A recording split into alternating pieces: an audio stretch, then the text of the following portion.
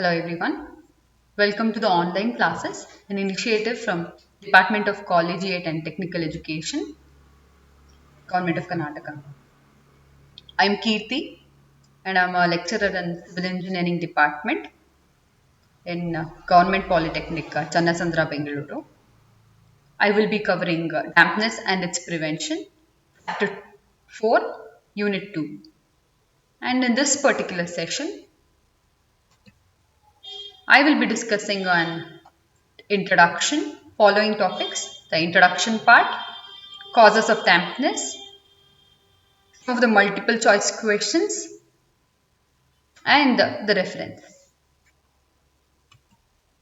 Moving on, the first topic of the session is the introduction part. So, what is dampness? Dampness is a major problem in any structure or building. Dampness refers to penetration of moisture into the building through the various components of the building like walls, roofs, floors, etc. One of the basic requirement of any building or any structure is that it should remain dry as far as possible throughout the year. If that basic requirement is not fulfilled, then the structure becomes inhabitable and unsafe for the occupants who are living in. Dampness affects the life of the building. It reduces the strength of the building. It reduces the life size of the building. It creates unhygienic condition to the occupants. So, in order to protect the building from dampness, we need to do damp proofing. At present, practically all the buildings are given the treatment of damp proofing.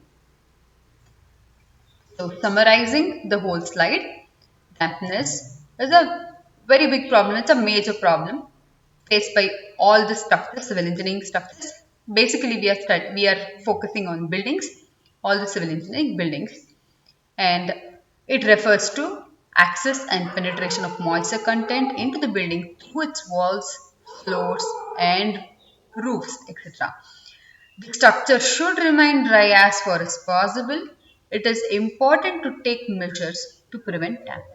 Moving on to the next slide, the definition part. So, in the exam point of view, we need to know the definition of dampness. Dampness is the presence of hygroscopic and gravitational moisture. What is hygroscopic moisture? Hygroscopic moisture refers to the moisture content present in the air.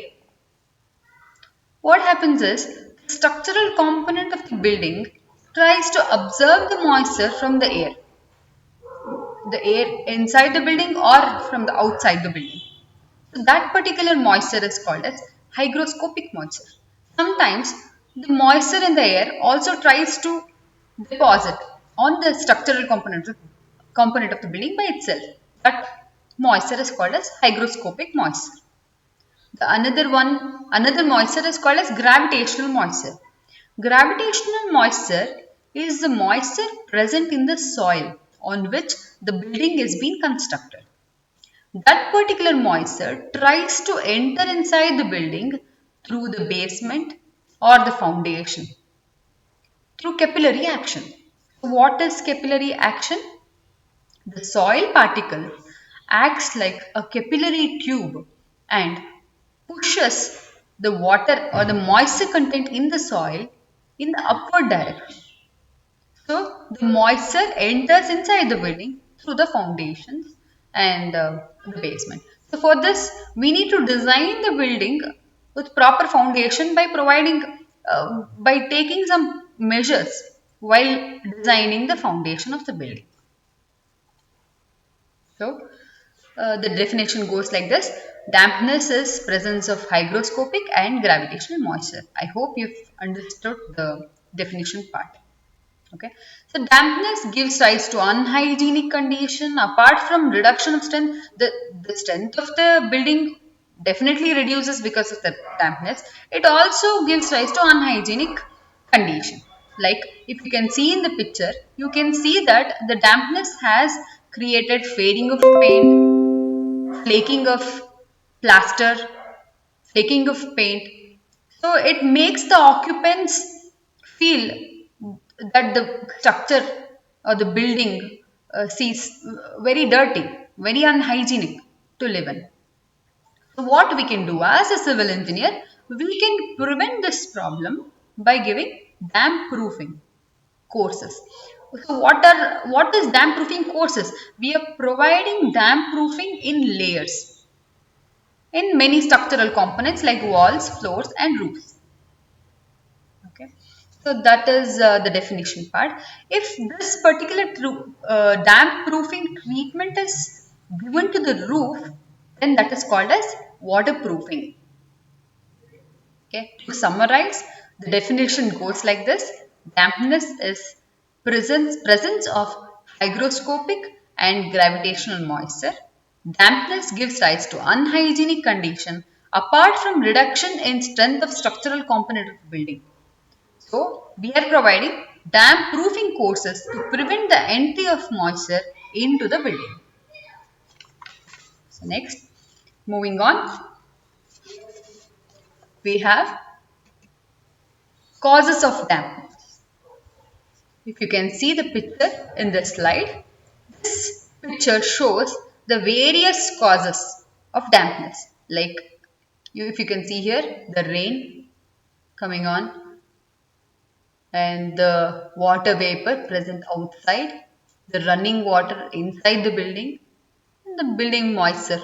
While construction only the building materials might have moisture content in it, and the ground moisture, that is the groundwater or the soil, the moisture present in the soil. So these are the causes. Let's discuss these causes one by one. The first one is rain penetration. We can also call it as action of rain. So if the faces of the walls are not protected and they are exposed to heavy rains, they become sources for the entry of dampness inside the structure. Exposed tops of the walls, the parapet walls, the compound walls should be protected with damp proofing courses on their exposed top. Otherwise, the moisture tends to enter inside the component of the building and it may lead to serious damages. And also, splashing of rain rebounds on the wall and this might also give rise to dampness. So that is the first cause of dampness, rain penetration or action of rain. Coming to the second point, the climatic condition. Bad climatic condition like excessive rainfall, excessive snowfall may also give rise to dampness. If the building is exposed to heavy rain throughout the year or maximum time of the year, then the building is susceptible to dampness. So that is the second point, the climatic condition. Coming to the third point, defective construction material. Defective construction material includes defective rainwater pipe connections from the roof, defective plumbing work in the building, defective pipe joints, defective masonry work. So these are the defective construction material. The material which we have used for building are defective in nature. So that leads to serious dampness problems. And the next one is entrapped air in the building. So the air gets entrapped inside the building due to the moisture emissions. Moisture gets emitted through the following while cooking, while washing the clothes, while bathing, and the occupants inside the building they respire, they breathe. All these air gets entrapped inside the building. This increases the humidity of the air. Okay. If the building is not provided with proper ventilation, this air doesn't move out. They get entrapped inside the building which causes dampness problem. Due to the entrapped air, there can be more microbial activity as well. The growth of microbes will be more. This gives rise to a lot of diseases. Moving on to the next point, defective construction. Defective construction includes bad workmanship in the construction. Bad workmanship is bad construction or bad design, defective roof covering, defective roof sloping, defective pitched roofs, defective junction between the roof slab and the parapet wall, inadequate roof sloping, that is the rainfall gets collected on the roof area, and if the roof is not given with proper sloping, it never the runoff of rainfall is very less. It gets collected on the roof and gradually it seeps inside the building. So that is inadequate roof sloping. All these are the factors that may be considered as defective construction, which leads to serious dampness problems. Moving on to the next slide. Moisture originating inside the building. See, we have already discussed about the entrapped air, but we did not discuss about the hot air getting entrapped inside the building because of the cooking in the kitchen and the bath and the hot air accumulating inside the bathroom. The hot air remains inside the bathroom, which gradually gets converted into cool air because of condensation. You can see in the picture, because of condensation, there is a lot of water vapor entrapped inside the building, which gives rise to dampness. So that is about the moisture originating in the building. The next one is drainability of soil. Drainability of the soil is if the ground or the soil below the building is wet, it contributes to dampness. That we have discussed earlier as gravitational moisture. What happens is, if the soil has high moisture content in it, it acts like a capillary tube and pushes the moisture into the building in the upward direction, which enters the building in turn. So that particular moisture is called as gravitational moisture. It enters the building through capillary action. The severity of this cause varies from place to place, and it varies from types of soil. Soil to soil it will vary because every type of soil is different. The next one is level of soil.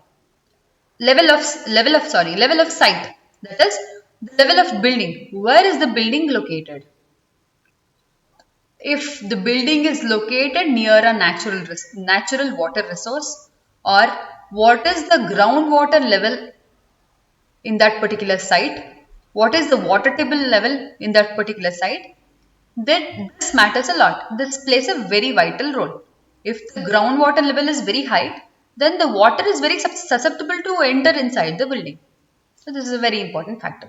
These are the main causes of dampness. Apart from this, there are a lot of other causes like construction moisture.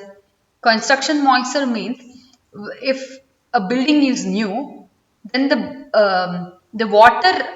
building materials would have observed the moisture.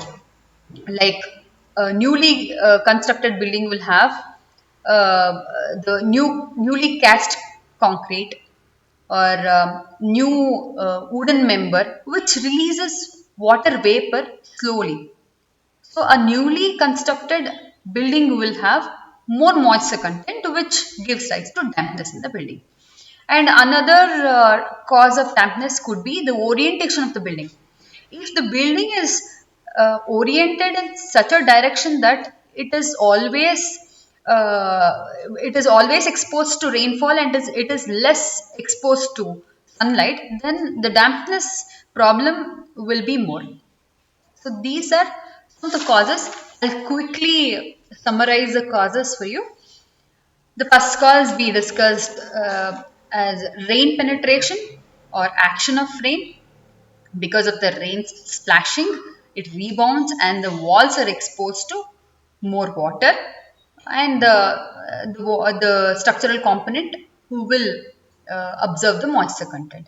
The second one is climatic condition. As I told you, if the buildings are located in a very bad climatic condition like more snowfall or excessive rainfall, then the water will penetrate inside the building. If the proper roofing is not provided, if proper pitching is not provided in the roofing, so then the moisture content will enter inside the building, then that dampness is high.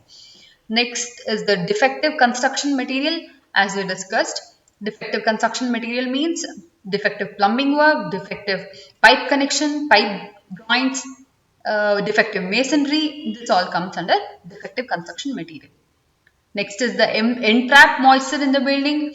The air entrapped inside, if the proper ventilation is not provided in the building, they get entrapped inside, and that water vapors all they get deposited on the walls, the floors, and the roof. That gives rise to dampness. The next one is defective construction.